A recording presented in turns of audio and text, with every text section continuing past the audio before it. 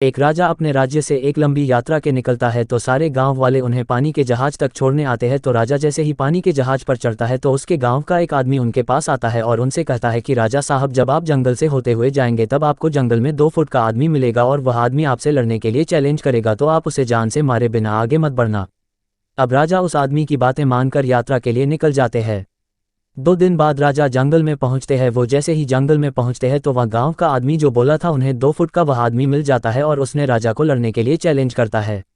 अब राजा उस 2 फुट आदमी से लड़ने के लिए तैयार हो गए और लड़ाई शुरू कर दी। थोड़ी ही देर में लड़ाई खत्म हुई और राजा जीत गया, लेकिन जब उसको जान से मारने की बारी आई तो राजा ने कहा, इस 2 फुट के आदमी को मारने में कैसी महानता।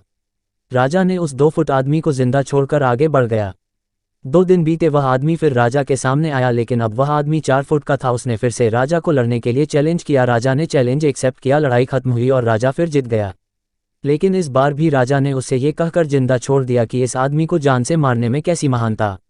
2 दिन बीते, वह आदमी फिर से राजा के सामने आया, लेकिन अब वह आदमी 6 फुट का हो गया था। उसने फिर से राजा को लड़ने के लिए चैलेंज किया। फिर लड़ाई शुरू हुई, फिर राजा जीत गया, लेकिन इस बार भी राजा ने उसे जिंदा छोड़ दिया। अब इसी तरह राजा उसे छोड़ता गया और वह आदमी हर बार 2-2 फुट बढ़ता गया और एक दिन ऐसा आया कि वह आदमी राजा से भी बड़ा हो गया। उसने फिर से राजा को लड़ने के लिए चैलेंज किया, लेकिन इस बार राजा थोड़ा डर गया।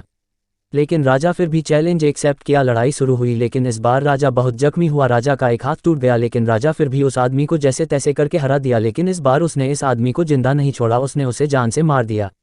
अब आप मुझे बताइए, महानता किस में है। जब उस राजा को ये बोला गया था कि तुम्हें जंगल में तुम्हें 2 फुट का आदमी मिलेगा जिसे जान से खम किए बिना आगे मत बढ़ना, फिर भी राजा ने उसे महानता दिखते हुए उस आदमी को जिंदा छोड़ता गया, जो कि आगे उसे बहुत भारी पड़ा और अपना एक हाथ भी गंवाना पड़ा।